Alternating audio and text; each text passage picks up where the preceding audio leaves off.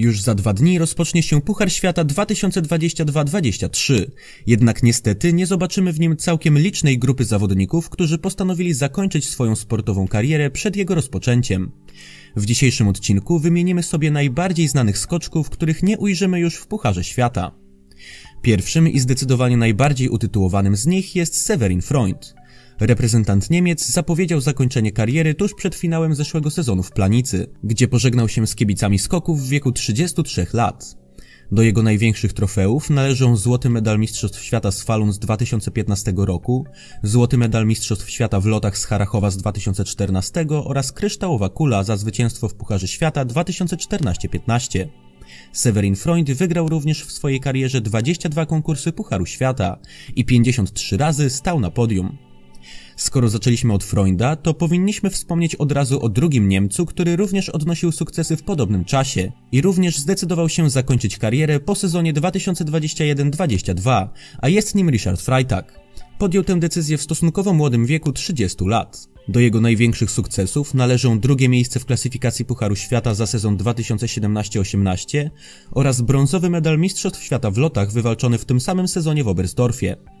Polskim kibicom kojarzy się on przede wszystkim z zaciętej walki z Kamilem Stochem we wspomnianym już sezonie, kiedy zwłaszcza przez jego pierwszą połowę wymieniali się często plastronem lidera.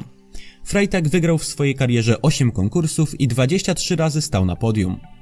Zaciętą walkę z Kamilem Stochem o jak najwyższe miejsce w klasyfikacji generalnej prowadził również Daiki Ito w sezonie 2011-12 i to właśnie on jest kolejnym skoczkiem, którego nie zobaczymy już w jakichkolwiek zawodach. Japończyk zakończył karierę w wieku 36 lat, a do jego największych sukcesów należą głównie drużynowe medale Mistrzostw Świata i Igrzysk Olimpijskich. Jest on również zwycięzcą letniego Grand Prix z 2010 roku. Wygrał w swojej karierze 4 konkursy Pucharu Świata i 17 razy stał na podium. Kolejnym skoczkiem, którego z pewnością będzie nam brakować w tym sezonie, jest Cenne Preutz. Jeden z trójki braci Preutzów postanowił zakończyć przygodę ze skokami w wieku zaledwie 26 lat i to po najlepszym sezonie w swojej karierze.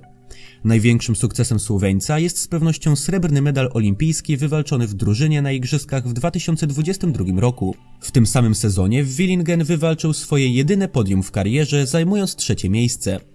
Cenne może się również pochwalić niewiarygodnie dalekim ostatnim skokiem w karierze, ponieważ jego pożegnalny lot z Planicy mierzył aż 246 metrów i był najdłuższym oficjalnym skokiem zeszłego sezonu.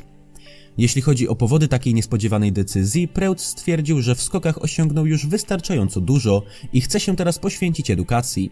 Jeżeli jesteśmy przy Słoweńcach, to swoją przygodę ze skokami również w bardzo spektakularny sposób zakończył Andrzej Semenić. Jedynie nieco starszy od Preutza, 28-letni skoczek w ostatnim dniu swojej kariery w serii próbnej przed konkursem w Planicy uzyskał aż 249,5 metra z podpórką. Skoczyć na taką odległość w dniu swojego pożegnania to wręcz niewiarygodny wyczyn. Do jego największych sukcesów należą srebrny medal wywalczony w drużynie na Mistrzostwach Świata w lotach 2018 w Oberstdorfie oraz jedyne w karierze zwycięstwo wywalczone sensacyjnie w Zakopanem również w roku 2018. W ramach ciekawostki chciałbym również wspomnieć o pewnym zakończeniu kariery, które z pewnością większości z Was umknęło, ale warto je odnotować.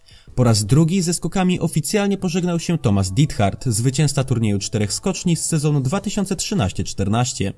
Przypominam, że Diethard niespodziewanie wznowił swoją karierę latem 2021, występując m.in. podczas letniego Grand Prix w Hinzenbach. Zimą nie pokazał się już jednak w żadnych zawodach, a w grudniu 2021 roku poinformował o ponownym rozstaniu ze skokami, głównie ze względu na propozycję zostania asystentem trenera kobiecej reprezentacji Austrii. Jeśli chodzi o najpoważniejsze nazwiska, to mamy już właściwie komplet zawodników, którzy zakończyli swoje kariery. Wśród mniej utytułowanych zawodników, których jednak większość z Was dobrze kojarzy, są również Czesi Czestmir Koziszek i uznawany przez wielu za duży talent Wiktor Polaszek. Na skoczni nie zobaczymy też Szwajcara Andreasa Schüllera, Fina Andreasa Alamomo, brata Daniela Hubera, czyli Stefana, Markusa Schiffnera oraz nieco zapomnianego Marinusa Krausa, który w sezonie 2013-14 wywalczył swoje jedyne podium w karierze, zajmując 2. miejsce w Kusamo oraz zdobył ze swoją drużyną złoty medal olimpijski. Kolejne lata były jednak w jego wykonaniu bardzo słabe. 31-letni Niemiec porzucił ostatecznie marzenia o powrocie do czołówki, a w swoim ostatnim sezonie startował jedynie w Fiskapie, zajmując głównie miejsca w 2. i 3. dziesiątce. W dzisiejszym filmie to już wszystko. W komentarzach możecie napisać, których skoczków najbardziej będzie Wam brakowało w Pucharze Świata w nadchodzącym sezonie. Tymczasem dziękuję za obejrzenie mojego filmu i zapraszam do oglądania następnych. A na razie, do usłyszenia.